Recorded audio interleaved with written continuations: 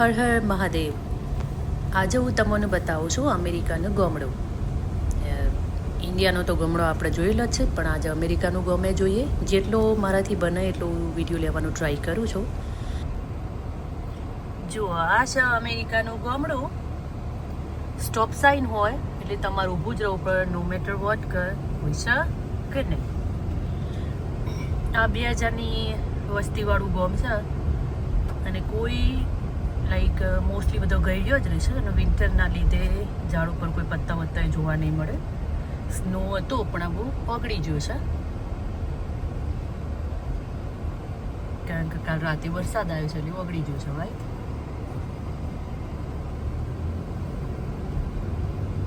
આ બહાર ગાર્બેજના બિનોમાં ગાર્બેજ ભરીને મૂક્યું છે, બિકોઝ આજે એરિયા વાઇઝ ગાર્બેજ પિક કરવાનો દાડો હોય એટલે આઈન લઈ જાય.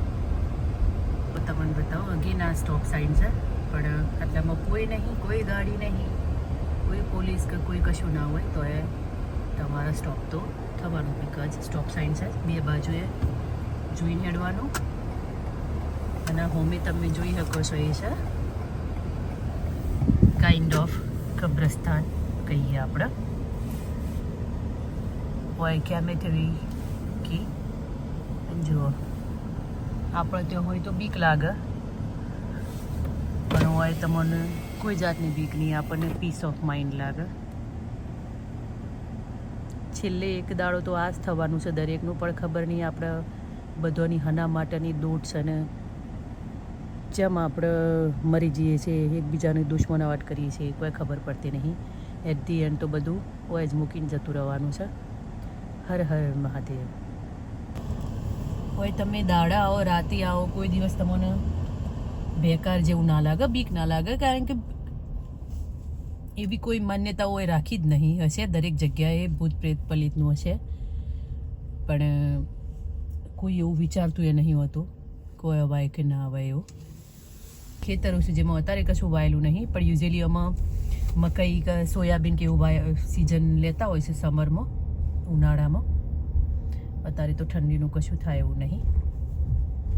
આ જૂનું છે, આ બાજુનું ડાઉનટાઉન કહેવાય, જૂનો એરિયા છે એટલે બધા ઘરે તમને જૂનો લાગશે. મોસ્ટલી બધો ગયડો જ રહેતો હોય છે, કારણ કે એ લોકોનું ગામડું પસંદ હોય. રિટાયરમેન્ટ પછી કે કોઈ જાતનો અવાજ બવાજ ના હોય. બાકી તમે મોટી સિટીઓમાં જોવા જાઓ તો આ રીતનું તમને કોઈ લાઈક ટ્રાફિક ના હોય એવું તો ઇમ્પોસિબલ વસ્તુ. અત્યારે જો હું એકદમ ધીમી ગાડી હેડાડું છું તો એ મારા આગળ પાછળ જ કોઈ નહીં. તમે કેમેરામાં જોઈ શકો છો કે કોઈ નહીં. જો અમુકના શોખ.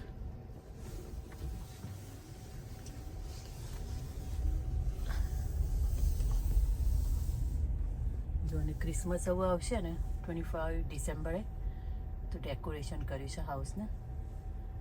બધા ફૂલ ને બધું બહુ વાવતી હોય છે આ જે લેડી છે એ. અત્યારે બધું હુકાઈ ગયું છે. સ્ટીલ હોય દરેક પોતપોતાની જિંદગીમાં મસ્ત છે, એને બીજા કોઈનાથી કોઈ મતલબ નહીં. હશે તો આપણને કોઈ ખબર નહીં. જનરલી જે આપણા લોકો કરે છે એવું તો નહીં જોતું. હોય પોતાની જિંદગી પોતાના રીતે જીવવાની હોય છે, દુનિયા જખ મારે એવું છે. અને ખરેખર એ જ હોવું જોઈએ, બિકોઝ જ્યારે આપણે કહીએ છીએ કે 4 લોકો હું કહે છે, 4 જણો હું કહે છે, આપણને 4 જણો હું વિચારતો હશે, જ્યારે આપણે જરૂર હોય ને ત્યારે એ 4 જણો દેખાતો એ નહીં હોતો. અને કોઈ કોઈને કહેવા માટે નવરું નહીં હોતું. અને જે કહેતું હોય એ તો તમે સારું કરશો તો એ કહેશે અને ખોટું કરશો તો એ કહેશે. એટલે બધું મહાદેવ પર છોડી દેવાનું અને આપણી જિંદગી પ્રામાણિકતાથી જીવવાની. આ ગામનું જૂનામાં જૂનું ચર્ચ છે, બહુ બિગ છે. હજુ સુધીને આપણે અંદર જ્યાં નહીં, પણ ખરેખર બહુ નાઇસ ચર્ચ છે. અને તમે જોઈ શકશો એમ તમને શું ગંદકી બહુ દેખાશે નહીં. હા, પોતપોતાના ઘરો આગળ જે રમકડો બમકડો પડ્યો છે એ હશે, બાકી કોઈને ગાર્બેજ બાર્બેજ થ્રો કર્યો છે કે એવું નહીં હોય. આ તો જેવું કે પત્તો ને હુકાઈ જઈને જે નીચે પડ્યો છે ને એ જ છે, અને વરસાદ પડેલો છે એટલે. બાકી બીજું કશું તમને જંક નહીં દેખાય. યુઝ્યુઅલી સિટીઓનો ડાઉનટાઉન બહુ મોટો હોય છે, પણ આ તો બહુ મેં કીધું એમ કે બહુ નાનું છે.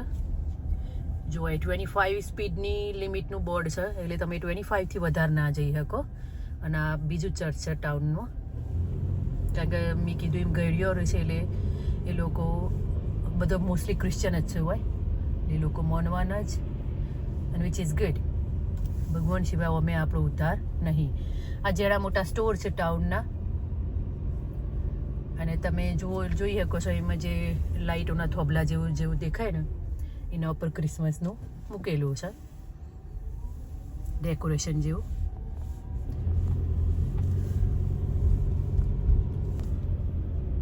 આ બાજુ લેફ્ટ હેન્ડ સાઈડ પર ગોમનું લાઇબ્રેરી છે, અને આરો એ લિકર સ્ટોર છે, પણ તમને કોઈ એવું પીધેલો બહાર પડેલો નહીં દેખાય જે ઇન્ડિયામાં આપણે હોય છે. આ લાઇબ્રેરી છે ને, લાઇબ્રેરીના પછી પોલીસ સ્ટેશન છે.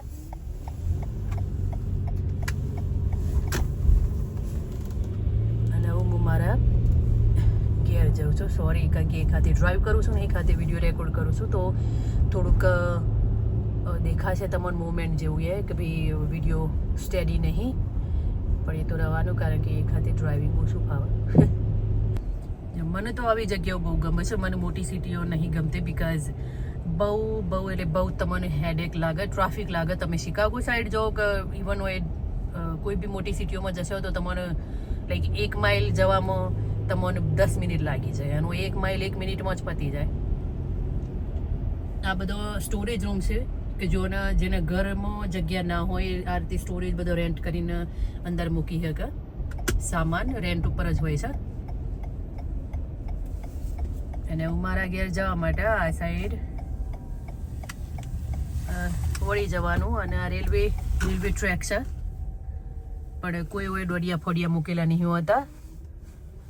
લાઇટ રેડ થાય એટલે તમારે ઊભું જ રહેવાનું, એમાં કોઈ દોડિયા પાડવાની જરૂર નહીં હોતી. ને આપણા જેવા સાયકલોવાળા સ્કૂટરોવાળા કોઈ નેચરથી નીકળીએ નહીં જતા હોતા, કારણ કે એવી કોઈ ઉતાવળ આપણી જિંદગીથી મોટી કોઈ ઉતાવળ જ ના હોય જીવથી વધારે. આ તો આમ બધો ફોનોમાં ટાઈમ જેટલો જતો રહેતો હોય ને એ વખત સાયકલો લઈને નેચરથી નીકળી જતા હોય, સ્કૂટરો લઈને નીકળી જતા હોય, પછી રેલવે ઠોકાય એટલે સરકારની બે જવાબદારી. અને આપણે કોઈ એવું નહીં કહેતું હતું કે ના ભાઈ આપણી બે જવાબદારી છે એ. અને 1-2 મિનિટમાં કે 5 મિનિટમાં કોઈ મોટો ઝાઝો ફરક પડી જતો નહીં હોતો.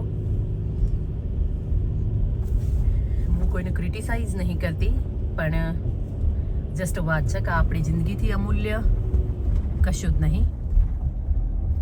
એ અમુક ટાઈમે અમુક એજ પછી જ તમને સમજણ પડતી હોય છે. હવે જો આ બાજુએ કોઈ તમને દેખાશે નહીં, કારણ કે હવે પોતપોતાની નોકરી જેલું હશે, કાં તો જે નાઇટ શિફ્ટો કરીને આવ્યું છે ઘેર ઊંઘેલું હશે, બહાર તમને કોઈ પબ્લિક રખડતી દેખાય નહીં. હા, કોઈ વોકિંગ બહાર નીકળ્યું હશે તો એ ડેફિનેટલી દેખાય. ઓલમોસ્ટ મારા ઘેર પહોંચી ગયા.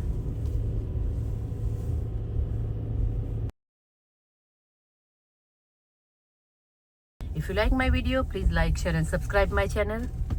તમારે મોર વિડીયો જોવા હોય ગામના બીજા ત્રીજા ડિટેલિંગમાં તો પ્લીઝ કોમેન્ટ, અને please like, share and subscribe my channel. Thank you very much. Har Har Mahadev.